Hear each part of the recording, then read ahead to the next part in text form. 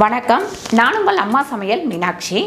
பூசணிக்காய் அப்படின்னாலே பொங்கல் வந்தாலே நம்ம பூசணிக்காய் தான் சமைப்போம். அதுவும் நாட்டு பூசணிக்காய் இல்லாமல் பொங்கல் கொண்டாடவே மாட்டோம்.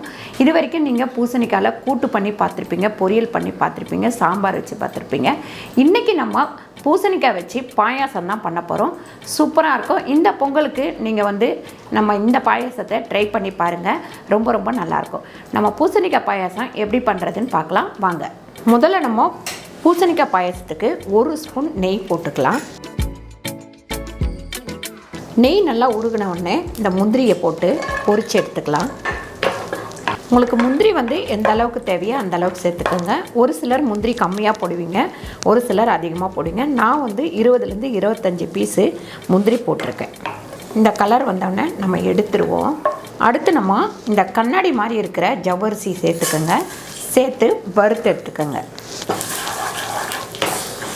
இந்த ஜவ்வரிசி நம்ம வறுக்காமல் கூட செய்யலாம். கொஞ்சம் வறுத்தோம்னா டேஸ்ட்டு நல்லாயிருக்கும். இந்த அளவுக்கு வறுத்தா போதும். நம்ம பாயசம் எந்த பாத்திரத்தில் வைக்கிறோமோ அந்த பாத்திரத்தில் இதை கொட்டி வச்சிடலாம். அதுக்கப்புறம் ஒரு 1/2 ஸ்பூன் அளவுக்கு நெய் போட்டுக்கோங்க. நெய் நல்லா உருகட்டும்.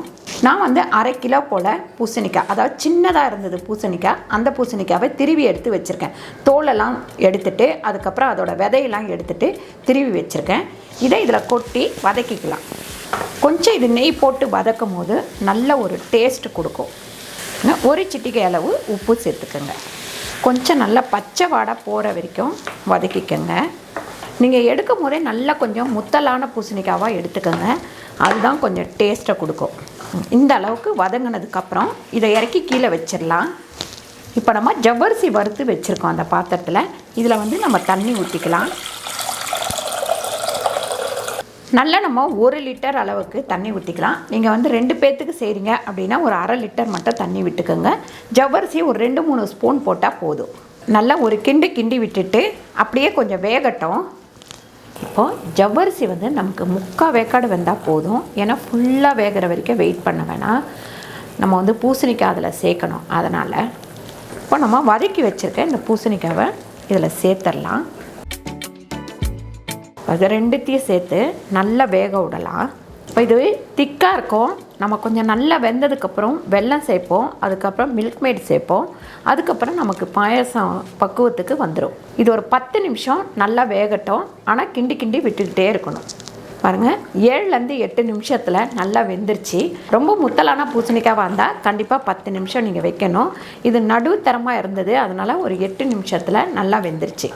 இப்போ இதில் நம்ம வெல்லம் சேர்த்துக்கலாம்.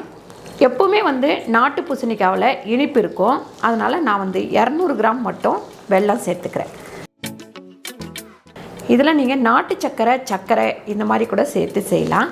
நான் வெல்லம் சேர்த்து செஞ்சால் ஒரு தனி டேஸ்ட்டு கிடைக்கும் அப்படின்றதுனால வெல்லம் சேர்த்து பண்ணிகிட்ருக்கேன். வெல்லம் போட்டதுக்கப்புறம் இந்த மாதிரி 2லேருந்து 3 நிமிஷம் நல்லா கொதிக்கட்டும். கொதித்ததுக்கப்புறம் நம்ம மில்க் மேட் சேர்த்துக்கலாம். மில்க் மேடு ஒரு 1/2 கப் சேர்த்துருக்கேன்.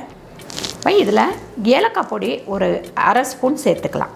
மில்க் மேடு சேர்த்த உடனே சூப்பரான ஒரு பாயாசம் கலர் வந்துருச்சு பாருங்கள். இப்போ நம்ம இதில் சாரப்பருப்பு சேர்த்துக்கலாம். அதுக்கப்புறம் முந்திரி சேர்த்துக்கலாம். எல்லாம் சேர்த்ததுக்கப்புறம் ஒரு கிண்டி விட்டுடுங்க.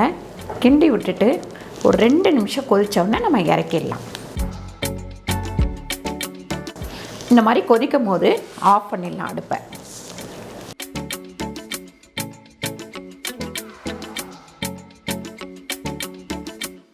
டிஃப்ரெண்ட்டான இந்த பாயாசத்தை கண்டிப்பாக இந்த பொங்கலுக்கு எல்லாரும் செஞ்சு நல்லா பொங்கலை கொண்டாடுங்க. கண்டிப்பாக இந்த வீடியோ உங்களுக்கு பிடிச்சிருக்கோம் அப்படின்னு நினைக்கிறேன். இந்த வீடியோ உங்களுக்கு பிடிச்சிருந்தா லைக் பண்ணுங்கள், ஷேர் பண்ணுங்கள், சப்ஸ்கிரைப் பண்ணுங்கள், ஃபேஸ்புக்கில் ஷேர் பண்ணுங்கள், மறக்காமல் கமெண்ட் பண்ணுங்கள். நன்றி, வணக்கம்.